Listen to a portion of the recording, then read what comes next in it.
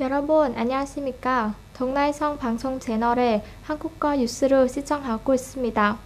동나이성 탕위원회 선정부는 lâm thành 성 탕위원회 선정부와 협력하여 은선 및 럭엔 지역의 동시 기반 시설 개발에 대한 여론조사를 조직하여 지역 사회 경제 발전에 돌파구를 마련했습니다.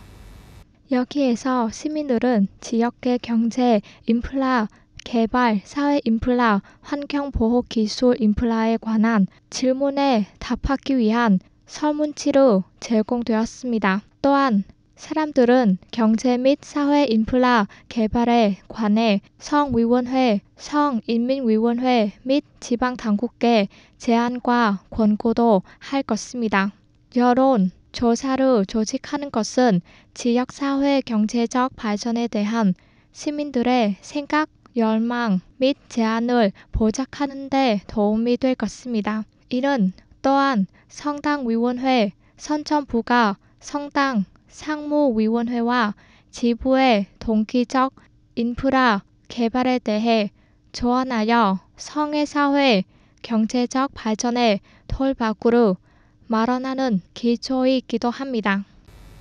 어제 토군 사령부가 민병 상비 중대 고급 훈련 폐막식을 개최했습니다.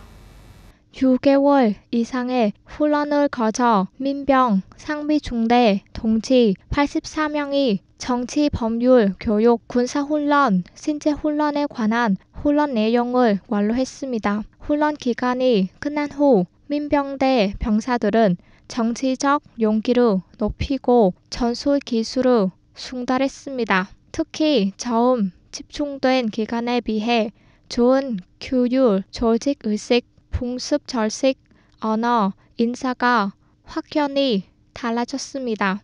이번 기회에 도군 사령부는 민병 상비중대 개선훈련에서 뛰어난 성과를 낸 5개 단체 37명 개인 4개 보상했습니다. 은행들은 8월 중순 이후 신용 수요가 다시 계속 증가해 많은 은행들이 수요를 중족시키기 위해 자본을 유치하기 위해 일부 만기에서 예금 금리를 조정했다고 밝혔습니다. 전문가들에 따르면 은행이 예금 금리를 높이는 것은 여전히 물가 상승 압력이 큰 상황에서 이해할 수 있다고 봅니다. 게다가 은행은 기업 재원 금리, 주식, 부동산 등 수익 측면에서 더 매력적인 다른 투자 채널과도 경쟁해야 합니다. 현재 신용도 경기 회복과 함께 빠른 증가세를 보이고 있어 은행들이 자본 유치를 강화해야 합니다. 은행이 예금 금리를 안정시키고 대출 금리를 낮추는 것을 지원하기 위해 베트남 중앙은행은 국고채 금리를 4.15%로 계속 인하했습니다. 동시에 중앙은행은 은행의 유동성을 지원하기 위해 공개시장을 계속 유연하게 운영하고 있습니다. 세르게이 라브로프 러시아 외무장관은 어제 워싱턴에 러시아가 설정한 레드라인을 무시하지 말라고 경고했습니다.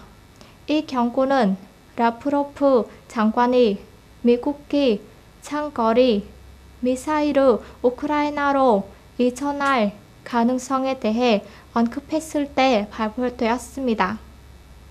라브로프 장관은 언론에 대해 미국이 냉전 이후 모스크바와 워싱턴 사이의 안보 군언을 강화해 온 상호 억지 의식에 대한 비전을 잃고 있으며 이는 매우 위험하다고 말했습니다. 라브로프 장관의 성명은 로이터 통신이 미국이 러시아 영토 깊숙이 도달할 수 있는 제2 SFM 장거리 순항 미사일을 우크라이나에 제공하기로 합의에 가까워졌다는 정보를 발표한 후에 나온 것입니다. 라브로프 장관은 그들은 우리의 레드라인을 가지고 놀고 있다는 것을 이해해야 한다고 강조했습니다. 라브로프 장관에 따르면 워싱턴은 레드라인이 어디에 있는지 알고 있지만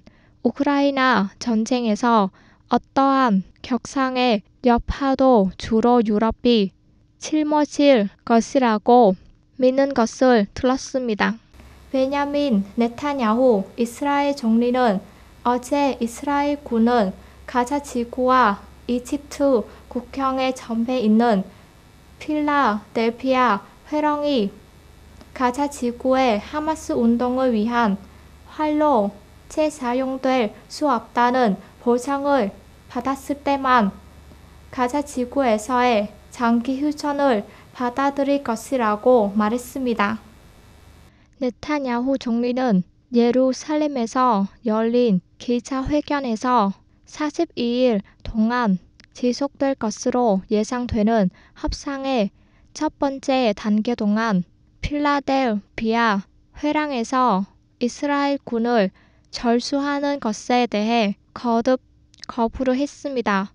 네타냐후 총리에 따르면 이스라엘은 전쟁 후 가자 지구를 운영하는 어느 조끼든 필라델피아가 하마스의 무기와 보급품을 보내는 경로로 사용되는 것을 막을 수 있도록 보장해야 합니다. 네타냐후 총리는 이 문제를 지연시켰기 때문에 더 많은 인질이 사망했다고 주장하는 많은 이스라엘 사람들의 비난에도 불구하고 이 폭도에 대한 통제권을 주장했습니다.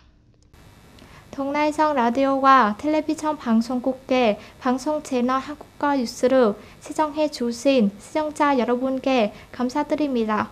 안녕히 계시고 다음에 뵙겠습니다.